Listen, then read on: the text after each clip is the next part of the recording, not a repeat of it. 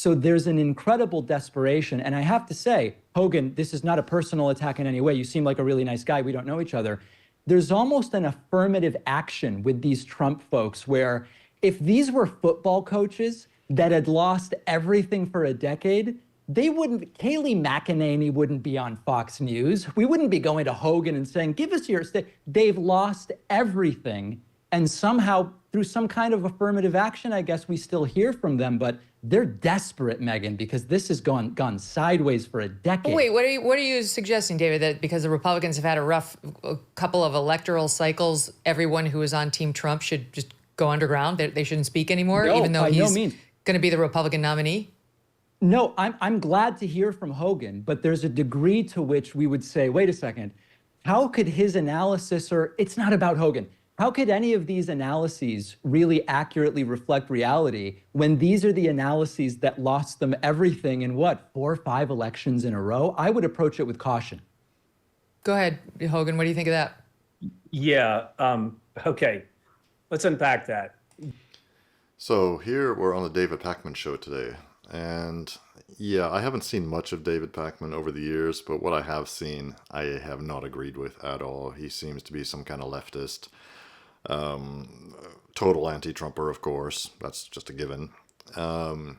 Here we're in the middle of a conversation where he seems to be implying that, why are the Republicans going with their usual crew if they just keep losing? Which is actually a pretty good question to ask. I would ask the Republicans the same thing.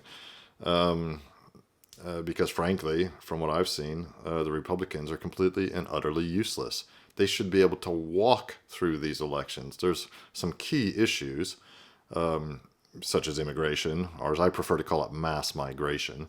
Almost certainly they're going to get to it here, so we'll talk about that later.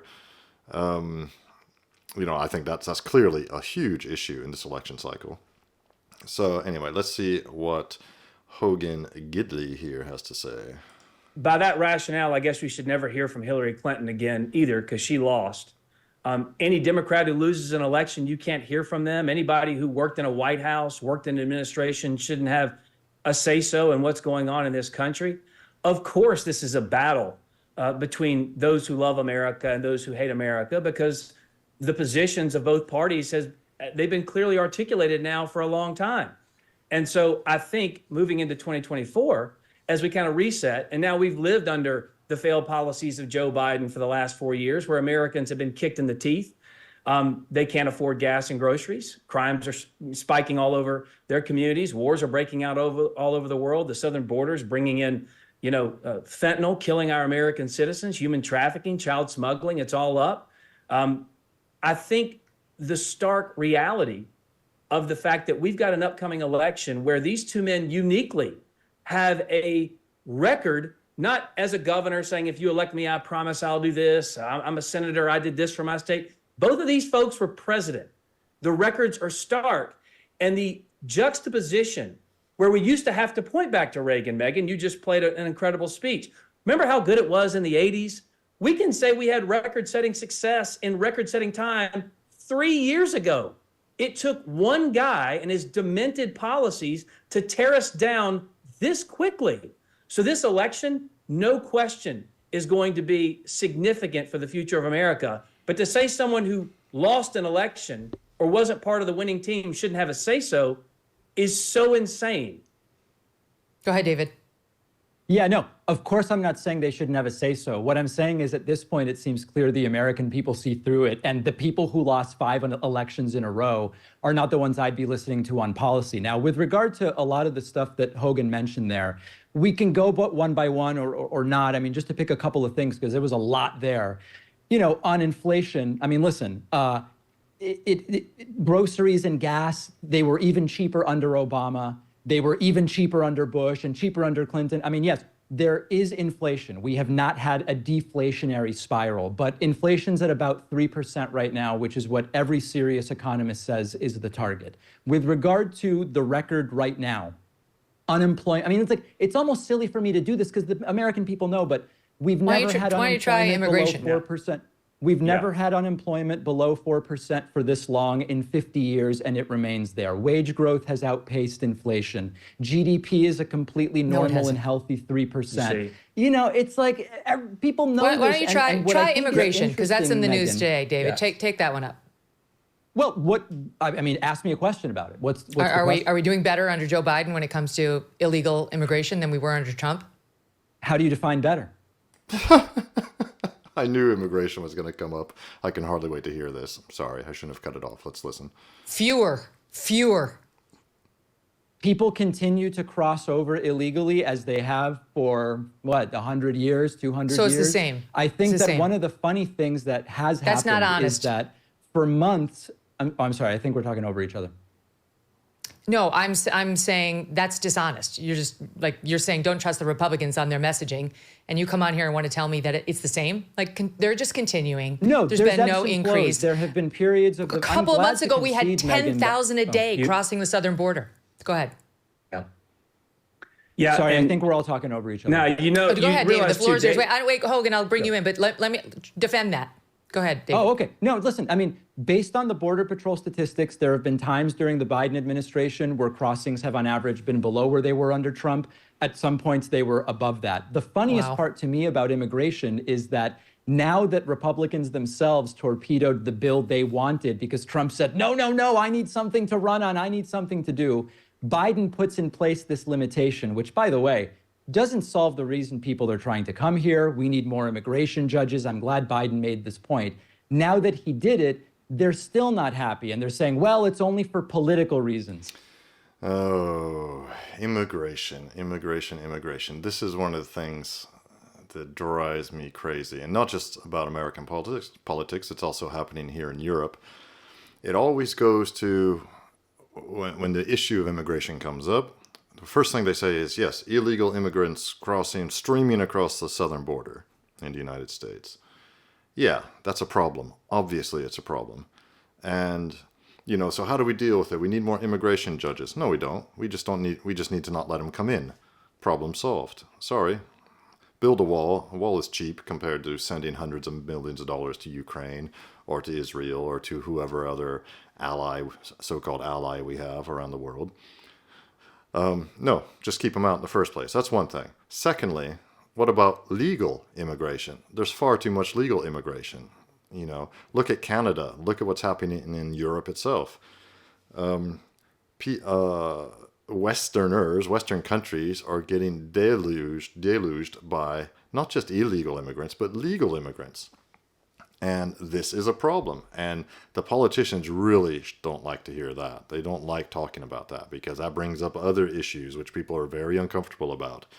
About what kind of immigrants make good immigrants in European countries or in countries founded by Europeans, such as the Anglosphere countries. So that's another thing that comes up. Then Pakman just mentioned that, this is what all the Democrats are saying, all the leftists. Well, the Republicans torpedoed the Democrats or Joe Biden's immigration bill. Yeah, didn't they torpedo it because it's like one of these? Now, please correct me if I'm wrong, please, in the comments, because I haven't researched this. But as I recall at the time, it was one of these crazy bills that the American Congress, produces, where, if it was just a bill that said, okay, we're going to stop immigration, or we're going to build a wall, or we're going to reduce immigration, whatever. If it just said that, like in one page, then I'm sure everybody would have signed it. But of course it wasn't that because, and I don't know how this is possible, these bills always contain loads of stuff not related to the primary purpose of the bill. So we'll reduce immigration by 10% or something lame like that. And then, but we're also going to send another 100 billion to Ukraine, or we're also going to allocate 50 million for, teaching trans rights to second graders or whatever. It's just these bills are full of all sorts of stuff. I just don't understand how this is even possible. So it's basically a bill that covers all sorts of things. So if the Republicans were not happy with a lot of the other things that were in that same bill with the so-called immigration bill, then of course they torpedoed it because they wanted something better. So this just drives me absolutely nuts. Let me know what you think in the comments, but I think it's very disingenuous. And let's listen for a little bit longer to see if they go any further with this immigration issue. Why do you think Trump wanted to do this? It's also for political reasons. So this seems like a political game to me, when the reality, Megyn, is we never permanently deal with DACA. We never permanently deal with the reasons people even want to come over here in the first place. It's a lame political football. Wow. You Okay, go notice- ahead. It's fascinating to me for me to hear. I have to say, David, I appreciate you coming on the show, because we don't get a lot of progressives, and they know I don't really agree with them on most things. I don't know why not. I actually really, I appreciate you being here and saying, the way you see these things and the way the left views these things, because it's actually educational. Well, I don't know about the left, but listen, I'm on the left. Countries have a right to enforce immigration policy. If you're here illegally, of course, you're subject to deportation. I mean, I think that there's a caricaturizing that happens of the left on this issue. I'm an immigrant from Argentina. We came here legally. I'm now an American citizen. People still write to me and say, you should go back to Argentina. But listen, I don't want the left characterized as something that it isn't on this issue. You'll never hear me say a country doesn't have a right to enforce dead to rights. policy. Otherwise, we'd have different policy. I mean, Hogan, you work for the Trump administration. The first thing that Joe Biden did when he took over was to reverse the three principal things that Trump was doing to stop the flow of illegal migrants across the southern border: the Remain in Mexico program, the asylum seekers en masse, and the construction of the border wall. He shut it all down. He sold off all the parts. You couldn't even try to rebuild the wall, was no thanks to what he did. Yeah, total checkmate. Of course he did. Of course he did. Solving this problem is easy. There is a reason it's not being solved. Just don't let people in. If you don't let the people in the first place, here we're just talking about illegal immigration, then you don't have to go through this whole rigmarole. It's this whole rigmarole of letting them in, giving them an appointment, with the immigration judge. Oh, the immigration judge says, no, you can't stay, so you have to leave within a month or whatever it is they say. And then they don't leave, and then they become illegal, and then they're never deported. Just don't let them in the first place. Any serious country would just simply have a fence. Yeah, sorry, fence, little no man's land areas. Very simple to do. Yeah, of course, people are going to complain about it. You're running a fence along the Rio Grande or whatever. But very simple, very simple. There's clearly not a will to do it, which means people really running things, the corporatocracy, the vested interests who actually own federal level politicians in America.